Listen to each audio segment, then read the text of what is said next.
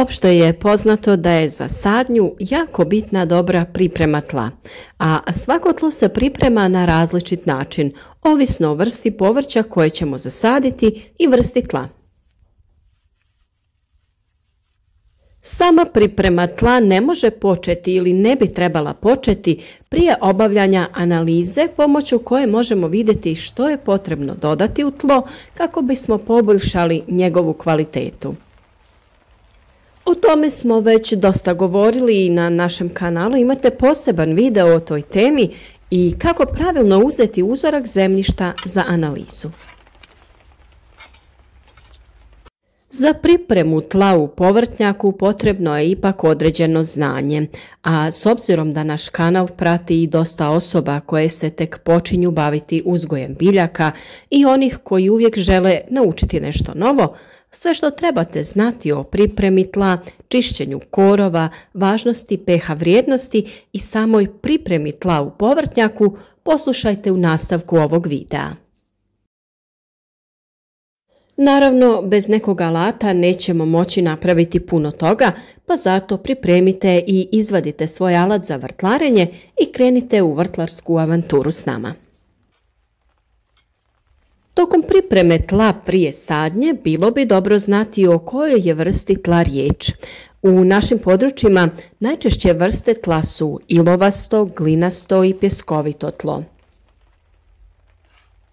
Ilovasto tlo je mrvičaste strukture te ga to čini najpogodnijim tlom za sadnju, dok je glinasto tlo najnepogodnije jer ima mali kapacitet za zrak. Nakon kiše se brzo stvara pokorica i teško se obrađuje. Zimi je ono grudaste teksture, a tokom ljeta je ljepljivo. Pjeskovito tlo je negdje između dobrog i lošeg tla. Ono je rahlo, ali jako brzo gubi vlagu. Povrću treba vlaga, a kvalitetna zemlja će zadržati tu vlagu koja mu je potrebna, dok će nepotrebni višak vode propustiti. Višak vode u tlu dovodi do slabijeg razvijanja korijena biljke, te korijen nakon nekog vremena počinje trunuti, što na koncu može rezultirati ugibanjem biljke. Prihvatljiva vlažnost tla je od 70 do 90%, a sve što prirodno fali tom tlu nadoknaditi ćemo gnojidbom. Jako je bitno da se držite i plodoreda u povrtnjaku jer ćete s tom mjerom spriječiti različite bolesti i štetnike da napadnu vaš povrtnjak. Za sijanje i sadnju birajte naravno sjeme i presadnice koje su deklarirane i kvalitetne. Već smo govorili o upotrebi malča i tlu koje se ispod malča ne treba obrađivati, nego se eventualno može samo malo isprobijati ovakvim alatom kako bi u dubinskim slojevima dobili prozračnost. Takvo zemljište se u jesen samo popravi dodatnim slojem malča i ostavlja do proljeća kada dođe vrijeme sadnje. Kod tla koje je otkriveno, to jest nije malčirano, u jesen možemo dubinski obraditi tlo, a obradu netom prije sadnje odraditi ćemo samo isključivo u nuždi. No prije nego li krenete koristiti dodatke za poboljšavanje tla, bitno je da utvrdite pH vrijednost zemljišta, jer ćete tako najbolje znati koliko čega vaše tlo treba. Većina vrtnih biljaka voli neutralna tla, a takva tla imaju pH vrijednost 7. Kisela tla imaju pH vrijednost ispod 7, dok lužnata tla imaju pH vrijednost veću od 7. Ukoliko želite samostalno odrediti pH vrijednost tla, onda uzmite zemlju iz vašeg vrta te na našem kanalu potražite jednostavan test koji možete odraditi od sastojaka koje imate u vašoj kuhinji. A naravno različite testove koji testiraju pH vrijednost tla možete potražiti i u vrtnim centrima te poljoprivrednim apotekama. Ponekad se zna dogoditi da dođe do nepoželjnih reakcija u tlu, pa tako na kiselom tlu takvu reakciju možete ispraviti sa vapnom ili pepelom. Dodavanjem stajskog gnojiva, superfosfata i amonijeva sulfata popraviti ćete reakciju na alkalnim tlima.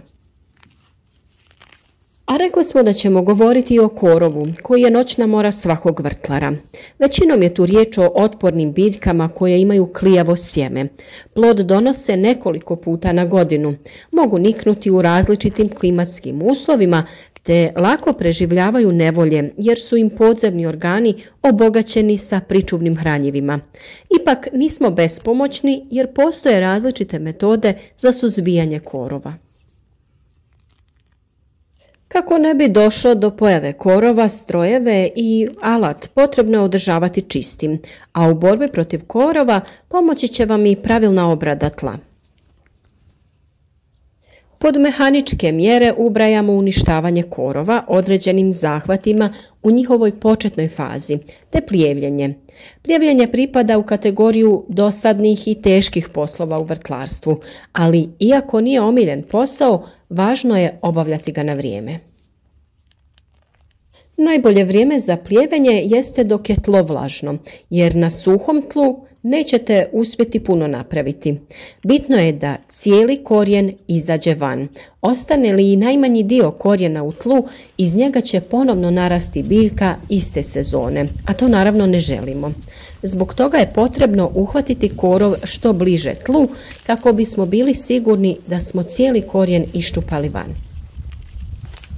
Ukoliko se korov uporno obnavlja, najbolji način da mu iscrpite korijen kako bi se osušio jeste da ga redovno čupate dok je još jako mali. Za vrijeme sezone rasta korova za vađenje ćemo koristiti razne alate poput vila, motike ili neke vrste plijevilice. A možemo također koristiti i mehaničke mjere u koje se ubraja zasjenjivanje i gušenje, pokrivanje slamom, piljevinom, travom ili stajskim gnojivom ili pokrivanje sa nekim umjetnim materijalima. Također postoje i hemijske metode koje se primjenjuju u obliku mineralnih gnojiva koje imaju herbicidni učinak, a također se primjenjuju i organski i anorganski herbicidi.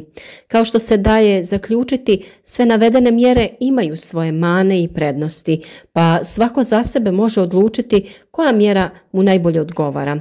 Najbolji savjet da se naoružate sa strpljenjem jer je za suzbijanje korova potrebno puno dobre volje i želje za radom.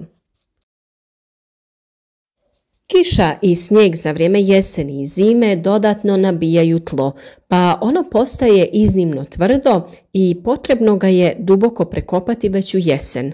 Zbog niskih temperatura i zamrzavanja tlo će se rahliti i neće ga biti potrebno usitnjavati. Kako bi tlo ostalo rahlo i vlažno cijele godine, potrebno ga je malčirati. Malčiranje je pokrivanje tla, odnosno stavljanje organske tvari koje nisu razgrađene oko biljaka koje već postoje, a može se stavljati i na potpuno prazno tlo. Obično se za malčiranje koristi sjeno, slama, lišće ili stelja. Organske tvari se stavljaju na tlo koje je već prethodno prekopano. Ako redovito primjenjujete malčiranje, tlo će ostati rahlo i vlažno cijele godine. S vremena na vrijeme bitno je ipak pregledati tlo jer se zna dogoditi da je na nekim mjestima sloj malča previše tanak. Vidjet ćete zemlju koja proviruje ispod njega, a kada se to dogodi, dodajte novi sloj malča. S pogleda biovrtlarstva oranje ima brojne nedostatke. Sloj humusa debeo je od 10 do 30 cm, a oranjem se preokreće zemlja na dubini od 30 do 50 cm. Osim što oranje razorno djeluje na sloj humusa, zapravo u cijelom tlu izaziva pravu katastrofu. Ruši se dom milijunima živih bića koji žive i grade taj humus. Oni moraju početi tražiti i stvarati idealno stanište iz početka. U gornjem sloju tla prebivaju aerobne, to jest zračne bakterije, a u donjem sloju anearobne. Dok se tlo prevrne, to poremeti biohemijski sastav tla. Aerobne bakterije zaoru se u zemlju, a anearobne završe gore, pa treba zemlji vremena da opet dođe u ravnotežu. Upravo ovim dobrim biološkim metodama u vrtu možemo postići ravnotežu, gdje će korisni organizmi sami držati populaciju nametnika pod kontrolom.